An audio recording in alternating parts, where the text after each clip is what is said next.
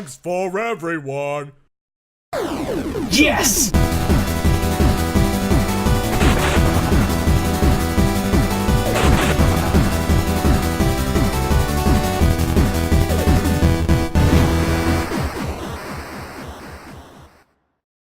Kirby's Dreamland. Cute floating death. Welcome to another episode of The Completionist, and today, guys, we're playing an instant classic from my childhood. In honor of that, I'm gonna hold my breath for as long as I can. Don't die. Gerard, are you done? Gerard, breathe if... Gerard, breathe if you need to. Gerard! Gerard! Hey! No, no, no, no, no, no, no, no, no, no, no.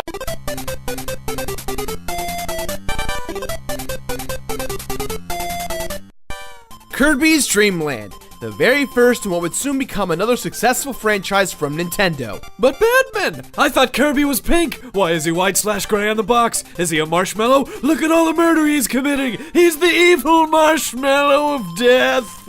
But he's a good guy. He's the main character. He's delicious and heroic. Don't eat Kirby. I'll do what I want.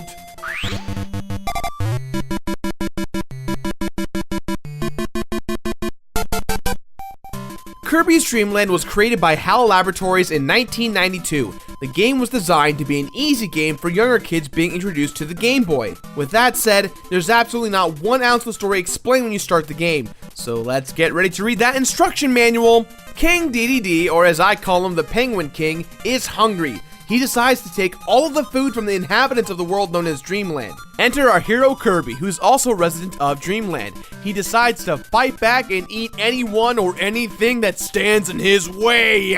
Hold on. Do we know if Kirby is a he? Reg, we are not having this gender conversation again. Let's just call him a mallow of the marsh variety. Kirby, the mallow of the marsh variety, must put a stop to the evil reign of King DDD, King of the Penguins. While I do love the simple plot of Kirby, it is a bit unusual for a protagonist/consumer relationship. Most heroes that we can relate to do have some form of body, head, eyes, nose, mouth, etc. that is more like the way we look, kind of. Whereas with Kirby, the mallow of the marsh variety is a floating cloud type thing with a never-ending hunger for food. He may be naked all the time, but at least he's got a sweet pair of kicks.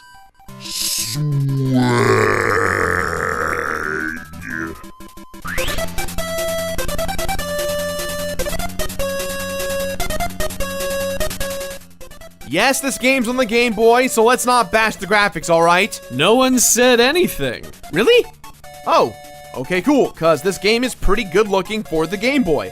HAL Laboratories really showed off what cool game design possibilities the Game Boy could facilitate. There's lots of fun environments to traverse and experience within Dreamland. Forests, tropical islands, the sky, space, and well, that's about it. That's kind of the lame thing about Kirby's Dreamland, is that the game is somewhat short. But see, as a kid, this all just meant the world to me. The music with level design just screams imagination, and that's all we used to have as a kid, right? Oh man, I feel old. I wonder what'll happen when Kirby gets old. Maybe he'll get a TV show. Kirby Your Enthusiasm.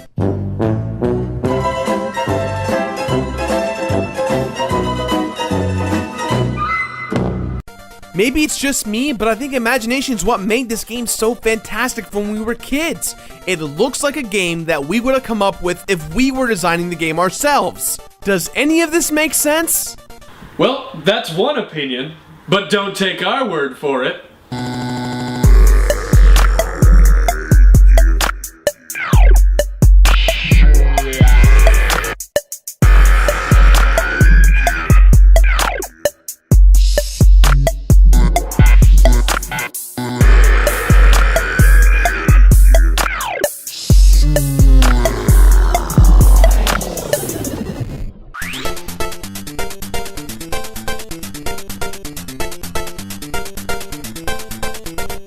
It's safe to say that most games on the Game Boy and NES have incredibly easy game design for the simple reason of, well, there's really only 2 buttons aside from the D-pad, the start and the select buttons. Kirby, the mallow of the marsh variety, has the ability to suck enemies, blocks, and items into his... We don't know that! Or her... its mouth. If you press down, you consume said item. If you press the same button you used to pull the item into your mouth, you will then go ahead and shoot the item out as a star. This becomes very useful because you suddenly have a projectile in your mouth. That's right, vomit as a weapon. One of the wonderful things about being our hero is that you can literally fly for as long as you'd like. Press the up button and fly away. Show off them swaggy shoes. As per usual with platformers, we've got power-ups that can do some fantastic things. There's the hot curry that literally involves Kirby, the Mallow of the Marsh variety, vomit hot air onto the enemy. There's the invincibility item, which makes you invincible. Then there's a boss-specific item that allows you to sustain in the air and vomit cloud-like projectiles at an airship. Lot of vomiting in this here kid's game.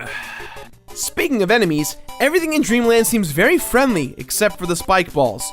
The boss of the first level is this tree right here. Honestly, if he wasn't trying to kill you, I don't think he would be a threat. And I'm pretty sure the boss comes back in future Kirby games.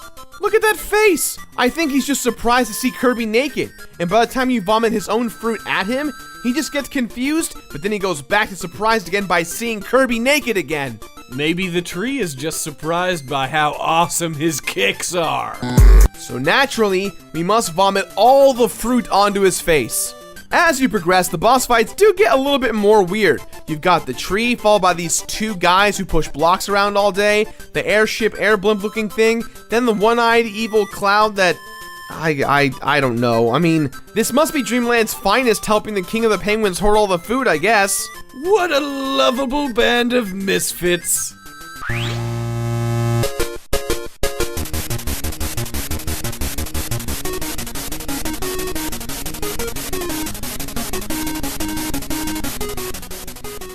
So after you've defeated the 4 levels and their bosses, you arrive at King DDD's lair, in which there are 4 doors. Pick a door to go into, and you'll be transported to a small recap version of the levels you just played. These levels will then take you to the bosses you've already defeated. Defeat all the 4 levels to fight the king. I really dislike boss gauntlet recaps in games unless you progress as a character through power-ups or through skills you've obtained. Luckily, these level recaps and the boss fights are very short, so it's not that big of a deal. You get off with a warning, Dreamland. And our fight with the Penguin King is a go. He's a pretty easy fight as long as you pay attention to his attack pattern. It's pretty straightforward. Just suck in the stars that he produces and vomit it back at him. Jesus, you and the vomiting in this episode.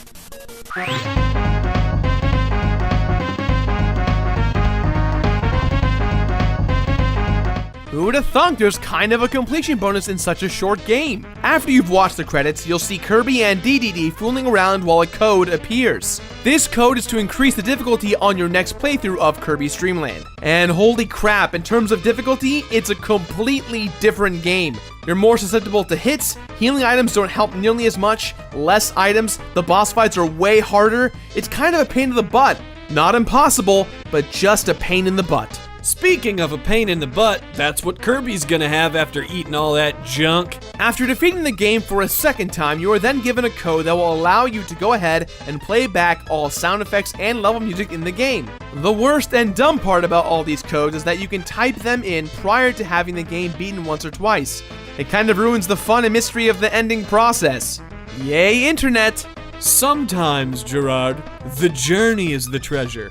City Slickers 2, The Quest for Kirby's Gold.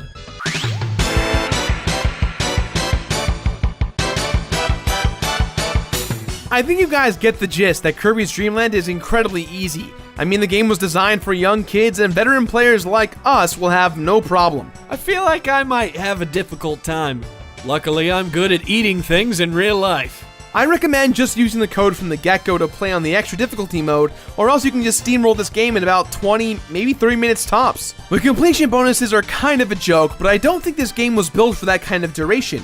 It was a game designed for a younger audience to get acquainted to a new kind of hero that would eventually go on to create several more interesting titles, expanding the character, his abilities, and his world. Hey Gerard, whatever happened to all that food that the King of the Penguins stole? It rained down from the sky, Greg.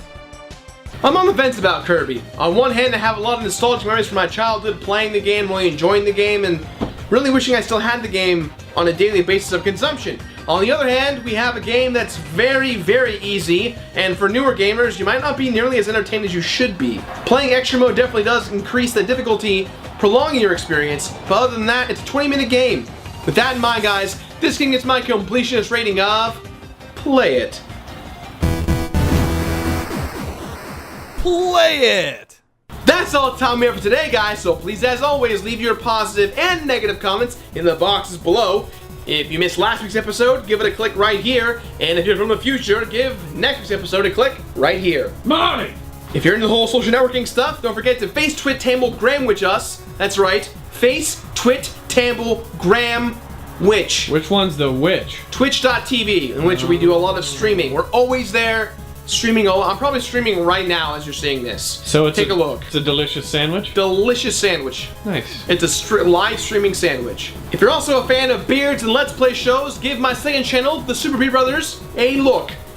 It's trivia, it's beards, it's a good time. Now, if you excuse us, a word from our sponsor. And by sponsor, I mean it's not real. It's real! No, it's not. Do you want to get the swag ringtone? Just text swag to 864-1164-811-641. For the low price of $49.95, just text swag to 864-1164-164-11641. Swag ringtone, get it now.